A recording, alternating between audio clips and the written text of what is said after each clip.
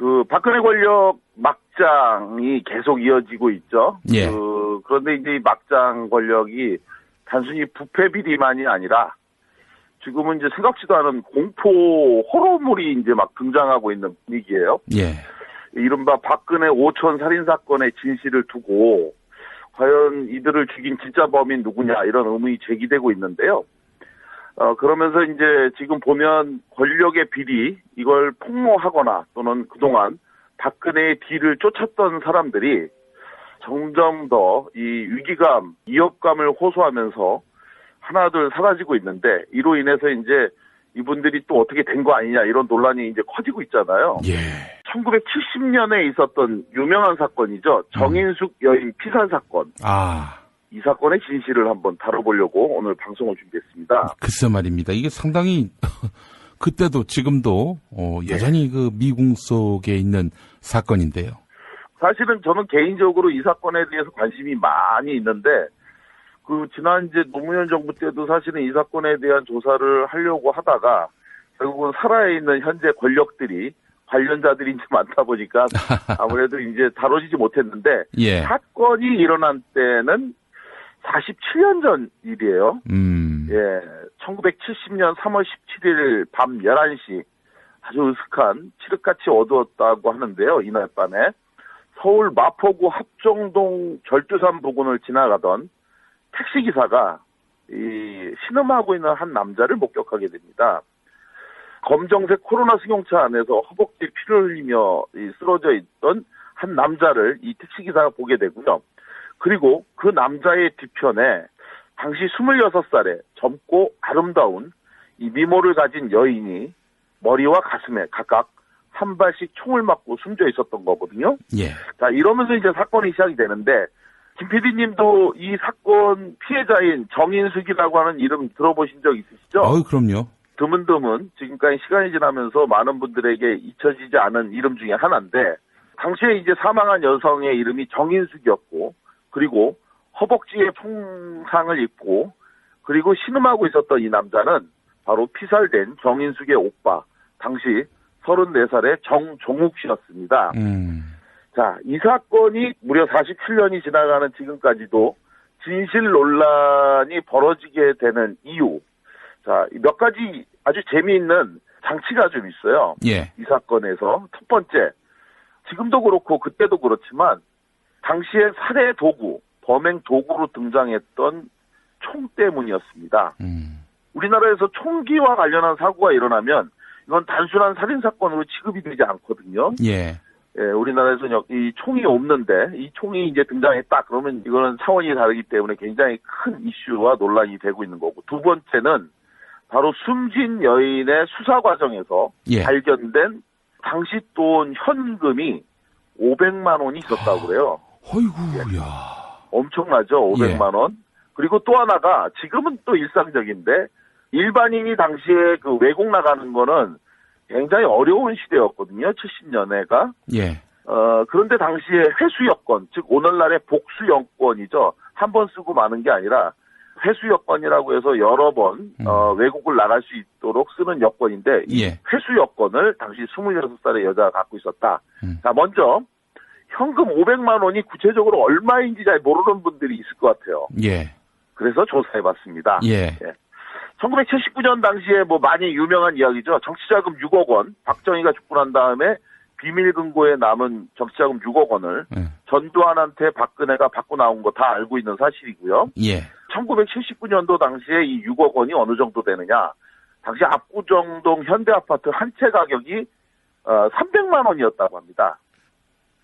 그러니까 200채를 살 수 있는 돈이 6억 원이었던 거죠. 79년도에 이 정도였으니까 70년도에는 뭐 돈 500만 원이 더 큰 가치였을 텐데요. 예. 1970년 당시에 근로기준법 준수 외치면서 산하했던 전태일 열사가 재단사로 받았던 월급 얼마 정도일 것 같습니까? 형편없을 것 같습니다. 지금 기준으로 보면 뭐 굉장히 깜짝 놀랄 정도의 액수인데 당시에 월급이 23,000원이었다고 그래요. 월급이요? 이제 예, 월급이 1970년 당시에 월급이 23,000원인데 더 놀라운 건 이게 재단사라서 굉장히 많이 받은 월급이라고 그러네요. 그래요? 예, 뭐 시다나 이런 분들은 뭐 10,000원, 12,000원 뭐 이 정도였던 거고, 따지고 보면 1년치 연봉 총 합치면 27만 6천 원이었으니까요. 당시 정인숙 씨가 갖고 있었던 돈 500만 원은 전태일 열사의 20년치 급여를 가지고 있는 것과 같았다. 그러니까 이제 이게 엄청나게 큰 화제거리가 됐던 건데, 자, 이러한 과정에서 가장 큰 이슈가 됐던 것은 바로 세 번째 이야기입니다. 정인숙 씨가 사망하고 난 후에 수사 과정에서 또 드러난 놀라운 사실, 바로 정인숙의 수첩에서 발견된 유명인사 27명의 명단이었습니다. 예. 정인숙 씨 자택에서 발견된 이 포켓록 수첩과 장부에 적힌 이름, 일시, 장소, 명단이 공개가 됐는데요. 당시 경찰과 검찰 직원의 부주의 덕분이었다고 하는데, 여기 담겨져 있는 그 명단 뭐였느냐? 정말 깜짝 놀랄 겁니다. 대통령 박정희, 국무총리 정일권, 중앙정보부장 김영욱, 그리고 대통령 경호실장 박종규, 그리고 주요 장차관 명단, 대한민국 국군 장성과 5대 당시 재벌그룹 회장, 그리고 힘 있는 국회의원 등 이렇게 27명의 명함과 연락처가 빼곡히 적혀 있었다는 겁니다. 도대체 정인숙의 직업이 뭐길래 이런 사람들을 상대했을까? 당시에 정인숙은요, 서울에서 내노라 하는 유명한 요정이었습니다. 선웅각이라고요. 예. 한일 협정을 맺었던 곳으로도 유명한데, 바로 이곳에서 일을 하고 있던 1급 호스테스, 바로 그 요정에서 일하고 있는 여자였는데요. 바로 그런 정인숙이 당대의 실력자와 모두 관계를 맺고 있었던 것입니다. 관계라면 뭡니까? 19금 얘기입니다. 예. 19금 관계를 맺고 있었던 걸로 이제 나온 건데, 자, 그러니까 이때 당시에 야권 정치인과 언론에서는 이 사안이 당연히 크게 이슈가 됐는데, 저희가 이제 이 방송을 통해서도 몇 번 얘기했던 육박전이라고 하는 단어 있잖아요. 이 육박전이라는 단어가 사실은 바로 이때 1970년 정인숙 사건이 일어났을 때 이 세상에 회자됐던 단어라고 합니다. 이 정인숙 사건이 터지고 나니까 이 사실을 알게 된 유경수가 박정희에게 그 연관성을 추궁하는 과정에서 유경수와 박정희가 청와대에서 그야말로 치고받고 싸우는 엄청난 싸움이 일어났었고, 나중에 전해진 얘기에 의하면 유경수가 너무 화가 나니까 이번에는 박정희에게 잿더리를 집어던지기까지 했다. 예. 그래서 박정희가요, 이런 수모를 받으면서도 나는 끝까지 사실이 아니라고 했다. 뭐 이렇게 하면서 버텼다, 이런 얘기를 하는데, 자, 이렇게 이제 큰 사회적 이슈가 됐던 이 사건에서 수사당국이 이 정인숙 피살 사건의 범인으로 체포한 사람, 범인은 누구냐? 예, 놀랍게도 바로 현장에서 발견됐던 허벅지에 총상을 입고 쓰러졌던 오빠 정정욱이었는데요. 이 정정욱 씨 처음에는 자신의 범행을 부인했는데, 사건 발생 일주일이 지나가면서 사실은 내가 동생 정인숙을 죽였다고 자백을 합니다. 살해한 동기, 목적은 난잡한 생활, 아까 말씀드린 것처럼 이렇게 권력층의 사람들과 난잡한 생활을 하고 있는 여동생에게 충고를 했는데, 그런데 그 충고를 받아들이는 게 아니라 마치 자신을 운전기사로 여기는 듯한 태도를 보이는 여동생 정인숙에게 격분해서 그를 살해했다, 이런 건데요. 그리고 나서 이후에 정정욱은 1심에서 사형을 선고받습니다. 그런데 다행스럽게 2심에서는 무기징역으로 감형이 됐고요. 대법원에서 무기징역 확정. 그렇게 무기징역을 받고 살고 있던 정정욱이 다시 세상에 나온 때가 언제였느냐? 바로 1989년 만 19년간 옥중 생활을 하다가 출소하게 된 건데요.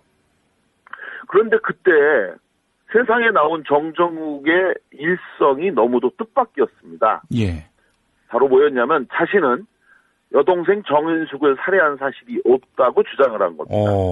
그러면서 여동생이 죽기 3년 전에 여동생이 낳은 아들의 아버지가 바로 정인숙을 죽인 진짜 범인임을 암시하는 발언을 하게 되면서 이 사건이 다시 세간의 화제가 되었는데요.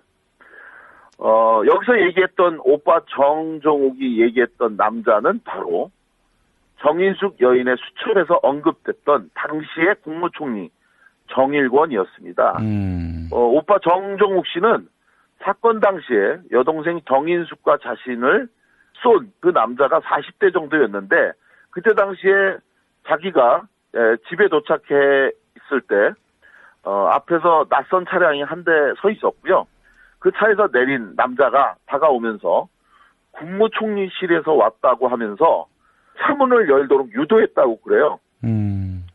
그래서 이제 차문을 연 순간 갑자기 자신의 귀 뒤에서 총소리가 2번 빵빵 크게 울렸고 그래서 차마 무서워서 돌아보지도 못한 상태에서 얼어붙어 있는데 그 순간에 이 남자가 다시 재차 자신을 총을 쏴서 죽이려고 하니까 이걸 본능적으로 떠밀어 넘어뜨리니까 그 후에 오발된 이 총이 자신의 허벅지를 관통했다. 자, 이렇게 해서 자신은 실제로 정인숙 여동생을 살해한 것이 아니라 피해를 입었는데 그럼에도 불구하고 왜 사건 발생 일주일 만에 자신이 여동생을 죽인 범인이라고 자백했느냐. 여기에는 바로 아버지의 해유가 있었다는 주장인데요. 동생과 관계했던 고위층이 조용히 사건을 처리해주면 뒤를 봐주겠다고 제안을 했다는 겁니다. 그래서 아버지가 우리 가족이 살려면 일단 인정하고 그리고 네가 감옥을 사는 수밖에 없다라고 하는 아버지의 간곡한 제안 때문에 할 수 없이 자기가 그런 거짓 자백을 하게 된 거다. 자, 이런 상황에서 실제로 권총까지 이용해서 여동생을 살해한 혐의였던 이때 당시에는 굉장히 엄했던 독재 권력하잖아요. 그런데도 불구하고 정종욱이 1심 사형에서 2심에서 무기징역 감형되고요. 또 무기징역수가 19년 만에 출소했다는 것도 굉장히 일반적으로 보기에는 특이한 혜택이었는데 예. 이런 상황하에서 이 정종욱이 그 사건을 수사했던 당시 수사기관도 굉장히 엉성하게 사건을 처리한 것 또한 의혹 중에 하나였습니다. 일단 먼저 범행에 사용된 권총. 이 사실은 권총은 반드시 회수해야 될 물건인데 이것이 끝내 권총이 발견되지 않았다는 점. 그리고 그 외 나머지 사건 증거 역시 확보되지 못한 가운데 정종욱이 여동생 정인숙을 살해했다는 자백 외에는 아무것도 없이 이 사건이 종결됐다는 점에서 이 사건에 대한 의문이 굉장히 많이 있는데요. 예. 자, 그런 가운데에 우리가 주목해야 될 매우 의미 있는 새로운 증언이 하나 있습니다. 당시 방송과 언론에서는 정인숙이 사망하기 3년 전에 낳은 아들이 하나 있는데요. 예. 이 아들이 뭐 아시는 분들 들으신 분은 많이 들으셨겠지만 이 아들의 생부는 누구냐 이걸 가지고 당시에 이제 노래도 만들어지기도 하고 여러 가지 설이 있는데 박정희 시대에 예. 국무총리였던 정일권으로 이제 많은 분들이 추측하고 있잖아요. 근데 말이죠. 네. 오성만 반장님. 예. 듣다 보니까 네. 딱 나타나서 국무총리실에서 나왔다 하더니 빵빵 쐈다는 거 아닙니까? 예, 그렇죠. 어떤 범인이 자기의 소속을 밝힙니까? 그렇죠. 그런데 실제로는 이 둘을 다 죽이려고 찾아왔다면 이 사람을 살려둘 이유가 없었거든요. 죽였어야 되는데 총을 쏘고 난 다음에 이 사람이 차를 가지고 그대로 달려서 도주했기 때문에 죽일 수가 없었던 부분들도 사실은 예측 불가능한 건데 그런 상황에서 일단 네가 죄를 인정하면 다음은 우리가 봐주겠다.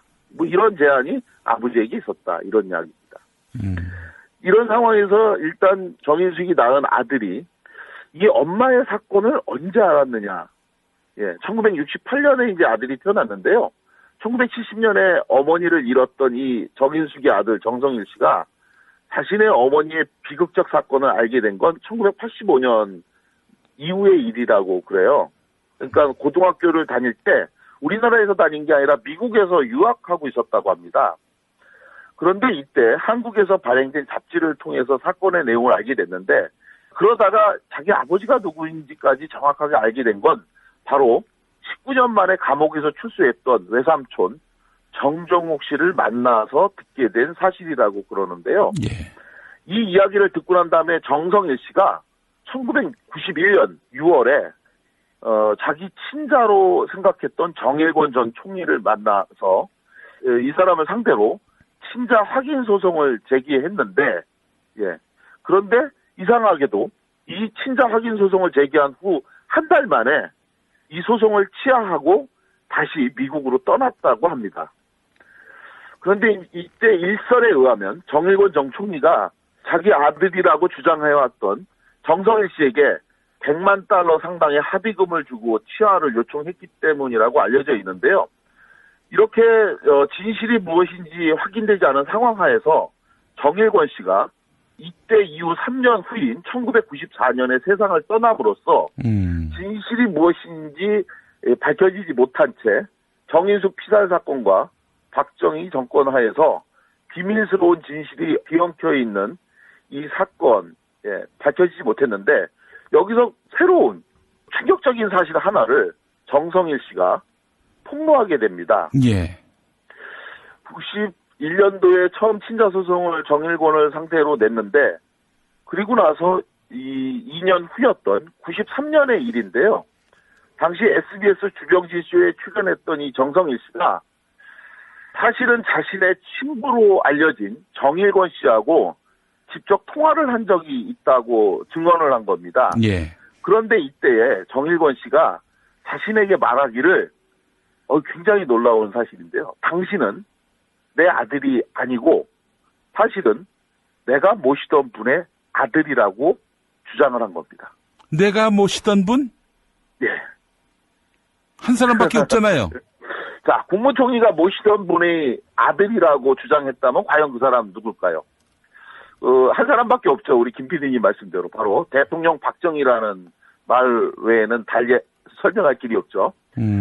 자, 그런데 이렇게 정성일 씨가 이런 주장을 했는데 이 부분에 대한 최종 확인이 되지 못한 상태에서 94년에 이 정일권이 사망했기 때문에 과연 지금 그 정성일 씨가 누구의 아들이고 또 정인숙은 왜 죽임을 당했고 또 그 오빠는 정말 여동생을 살해한 것이 사실인지 아닌지, 자, 이런 상황에서 박근혜가 또 아주 새로운 주장을 해요. 이 정성일, 정인숙의 아들이 누구의 자식이냐 가지고 굉장히 많은 논란이 벌어지니까 이것에 대해서도 박근혜도 이 이야기를 들어서 알고 있었던 것 같습니다. 그래서 1998년의 일인데요. 박근혜가 한 여성지하고 인터뷰를 하면서 이런 말을 했습니다. 정인숙이 낳은 그 아들 정성일은 결코 자신의 아버지 소생이 아니라는 주장입니다. 박근혜 주장에 의하면 아버지와 어머니는 그때 정인숙과 관련된 당사자를 알고 있었다. 물론 상당한 고위층이었는데 그 사람이 자기 아버지인 박정희에게 사표를 써서 가지고 와갖고 아버지에게 찾아와서 제가 관계했던 여자지만 결코 죽이지는 않았다고 울면서 사죄했다. 그래서 아버지가 박정희가 그때 그 당사자를 문책하게 되면 그가 살인자로 비춰질 것을 우려했기 때문에 아무런 조치를 취하지 않은 것 같다. 이런 이야기를 했다는 거예요. 아, 정말 뭐 도대체 진실이 무엇인지, 누가 정인숙을 죽였는지 오리무중인데 박정희와 정인숙, 그리고 정인숙과 정일권, 이 세 사람 사이에서 과연 어떤 일이 있었고 정말 누가 정인숙을 살해했는지, 이 최근에 일어나고 있는 박근혜 권력 주변부에서 살인사건 의혹과 함께 제가 떠올린 사건이 바로 이 건 1970년 정인숙 피살 사건에 대한 이야기였는데요. 오늘 이 사건에 대해서도 다른 분들 관심을 촉구하고자 이제 준비를 했고요. 이 사건 범인으로 몰려서 19년을 복역했던 오빠 정정옥 씨, 이분이 출소한 다음에 제일 먼저 찾아간 곳이요, 자신의 여동생이었던 사망한 정인숙의 묘였다고 합니다. 그렇게 찾아간 동생 묘 앞에서 이 오빠 정정욱 씨가 약속한 게 하나가 있답니다. 이제라도 사건의 진실을 바로 잡아 너의 명예를 회복시켜주겠다. 올해로 이제 사건 발생 47년을 맞이하고 있는 사건인데 정정욱 씨가 올해 80대가 됐습니다. 올해로. 이제 남은 시간이 얼마 되지 않는다고 하면서 재심 청구를 통해서라도 마지막으로 명예회복을 하고 싶다는 주장을 하고 있는데요. 박정희 시대 의문을 죽임을 당한 이들의 진실이 반드시 밝혀지는 새로운 민주정부 시대가 열리기를 바라는 마음으로 오늘 준비한 박정희 시대 의문의 죽음 제1탄이었습니다. 고맙습니다. 예. 우리 노동천 조합원께서 글을 올리셨어요. 정성일이 아니라 박성일이라고. 이를테면은 아버지가 정일권이 아니라면 이건 뭐 엄마 성을 따갖고 아마 만든 것 같고요. 정인숙이기 때문에 정성일이고. 그렇군요. 정일권하고 사실 정인숙은 같은 정씨지만 달라요, 한자가.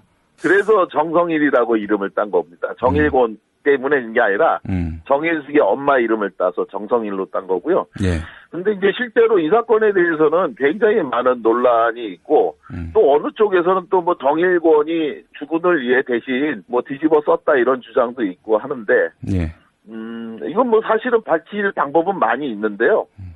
뭐 지금이라도 뭐 유전자 조사하면 얼마든지 그 사람이 누구의 자식인지 알 수 있는 문제인데 이 1970년에 있었던 이 사건, 이게 이제 단순히 뭐 치정 사건이나 이런 걸로 뭐 치부하면서 당시에 이거를 덮었지만 저는 이 세상에 의미 없이 온 생명은 없고요. 그리고 밝혀져야 될 진실은 그의 죽음이 누구든 그가 어떤 사람이든 간에 반드시 밝혀져야 된다. 그래야 제2, 제3의 이런 사건이 없다. 이렇게 생각해서요.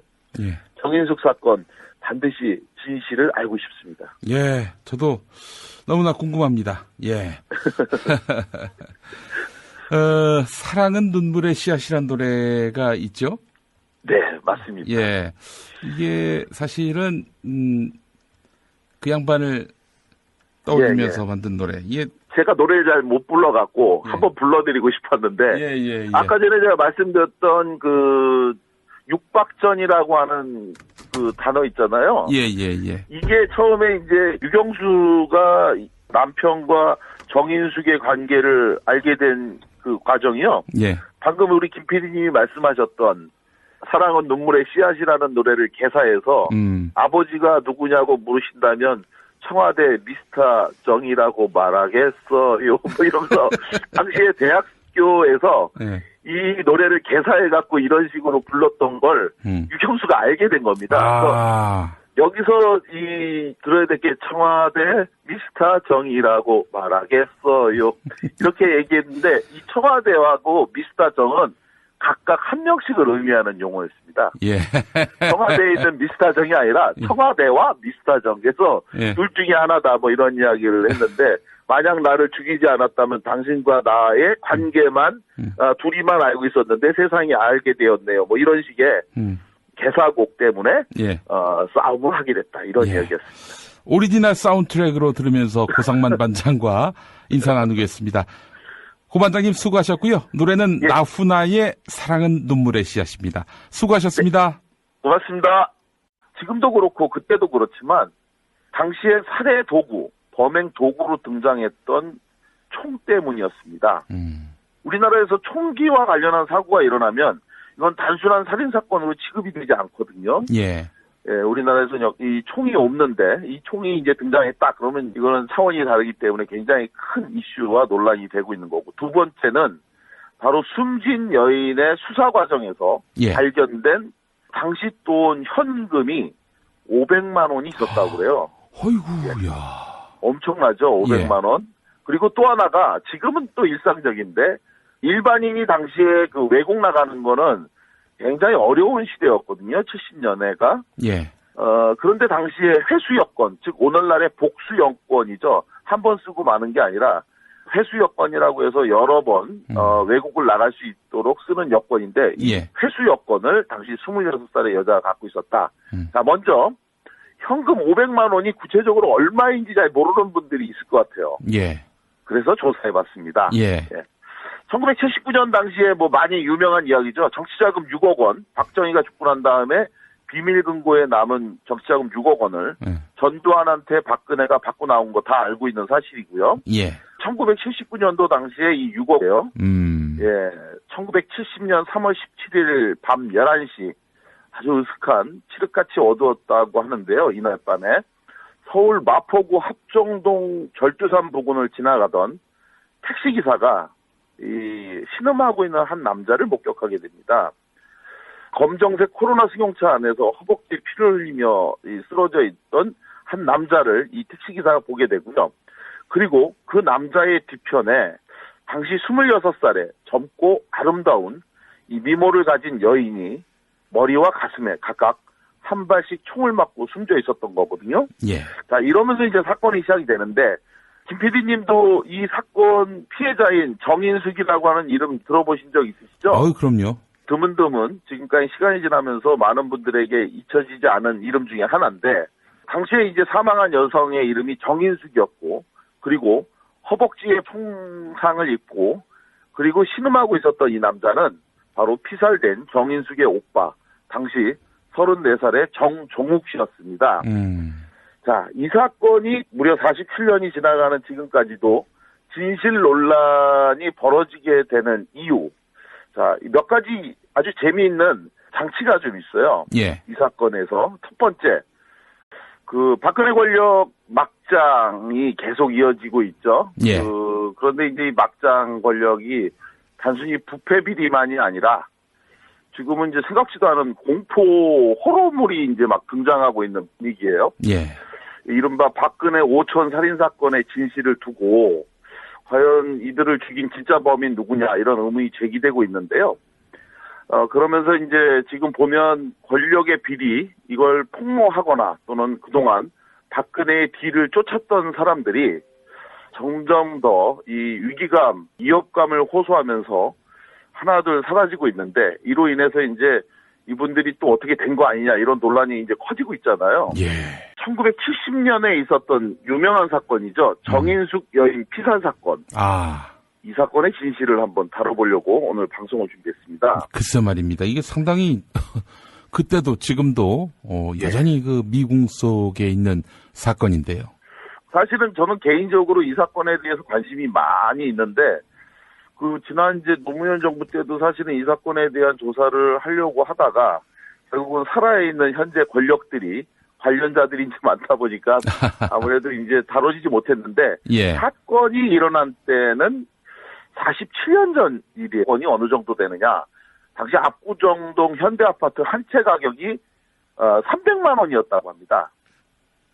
그러니까 200채를 살 수 있는 돈이 6억 원이었던 거죠. 79년도에 이 정도였으니까 70년도에는 뭐 돈 500만 원이 더 큰 가치였을 텐데요. 예. 1970년 당시에 근로기준법 준수 외치면서 산하했던 전태일 열사가 재단사로 받았던 월급 얼마 정도일 것 같습니까? 형편없을 것 같습니다. 지금 기준으로 보면 굉장히 깜짝 놀랄 정도의 액수인데 당시에 월급이 23,000원이었다고 그래요. 월급이요?